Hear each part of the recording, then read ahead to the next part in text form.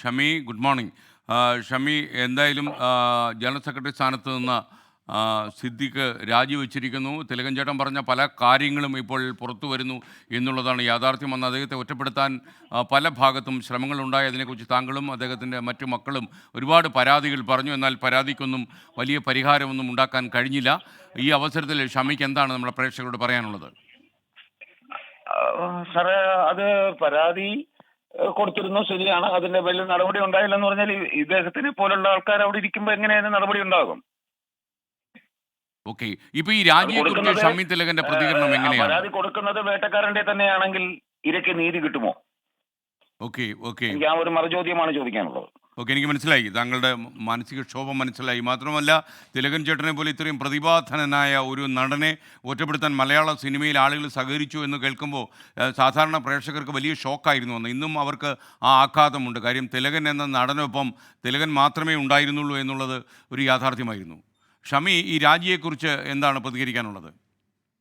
രാജിയെക്കുറിച്ച് എനിക്ക് പ്രത്യേകിച്ച് പറയാനൊന്നുമില്ല. സന്തോഷമോ അങ്ങനെ ദുഃഖമോ അങ്ങനെയുള്ളതൊന്നും പറയാനില്ല. അതൊരു അനിവാര്യതയാണെന്ന് മാത്രമേ എനിക്ക് പറയാനുള്ളൂ. പക്ഷേ എനിക്ക് അച്ഛന് എന്തെങ്കിലും പറയാനുണ്ടാകാനായിട്ടുള്ള സാധ്യത കാണുന്നുണ്ട്.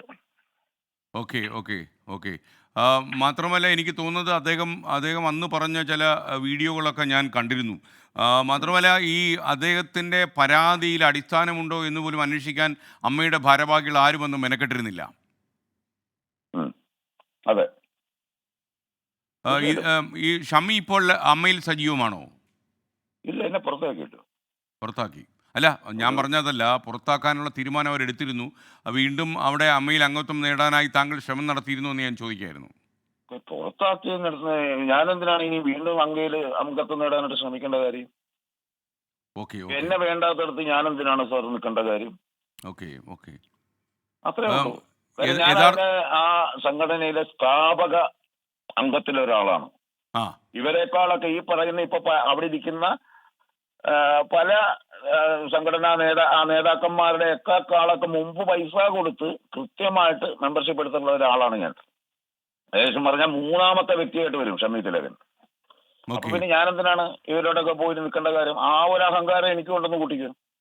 ഷമി, അല്പം മുമ്പ് ഈ അനൂപ് ചന്ദ്രൻ നമ്മോട് തന്നെ പ്രതികരിക്കുമ്പോൾ അദ്ദേഹം പറഞ്ഞത്, ഞാൻ ചോദിച്ചു, യഥാർത്ഥത്തിൽ ഇങ്ങനെയൊക്കെയുള്ള അനീതികൾ ഉണ്ടാകുമ്പോൾ ഈ പ്രതികരിക്കാൻ പലപ്പോഴും മടി കാണിക്കുന്നതിൻ്റെ കാര്യം ചോദിച്ചപ്പോൾ അദ്ദേഹം പറഞ്ഞ അരി പ്രശ്നമാണ്, അല്ലെങ്കിൽ അവസരങ്ങൾ കിട്ടാതെ പോകും. അങ്ങനൊരു അവസ്ഥ ഇപ്പോഴും മലയാള സിനിമയിൽ നിലനിൽക്കുന്നു എന്നാണോ ഷമിക്ക് അഭിപ്രായമുള്ളത്? സർ, തീർച്ചയായിട്ടും ഉണ്ടല്ലോ. അതിനെല്ലാം ഏറ്റവും നല്ല ജീവിക്കുന്ന ഉദാഹരണമല്ലേ ഷമി തിലകൻ. അല്ല, ഷമ്മിയുടെ അവസരങ്ങൾ കുറഞ്ഞിട്ടുണ്ടെന്ന് ഞാൻ മനസ്സിലാക്കിയിട്ടുണ്ട്. എന്നാൽ ഈ ഷമ്മിയെ കാസ്റ്റ് ചെയ്യുന്നതിൽ നിന്ന് ഈ അമ്മയിലെ ഭാരവാഹിത്വം വഹിക്കുന്ന ആളുകളോ മറ്റുള്ളവരോ വിലക്കിയിട്ടുണ്ട് എന്നുള്ള കാര്യം താങ്കൾക്ക് പറയാൻ കഴിയുമോ? സർ, അത് ഇതിന്റെ മറ്റൊരു വേർഷൻ അച്ഛൻ പറഞ്ഞിട്ടുണ്ട്. കാര്യം ആരും അങ്ങനെ വിലക്കുന്ന ഒരു രീതി ഉണ്ടാകില്ല. ഇത് ഈ പറയുന്ന പവർ കമ്മിറ്റി എന്നൊക്കെ പറയുന്ന ആൾക്കാരുടെ അടുത്ത് അവരുടെ ഒരു രീതി തന്നെ അതാണ്. ആരാണ് അടുത്ത റോള്? അച്ഛൻ തന്നെ ഒരു മറ്റേ എന്താണ് മനോരമയുടെ മറ്റേ നേരെ ചോദിക്കാത്തത് കൃത്യമായിട്ട് പറഞ്ഞിട്ടുണ്ട്. ആരാണ് ആ വേഷം ചെയ്യുന്നത്? അത് അതില് കൊള്ളാൻ പറ്റും.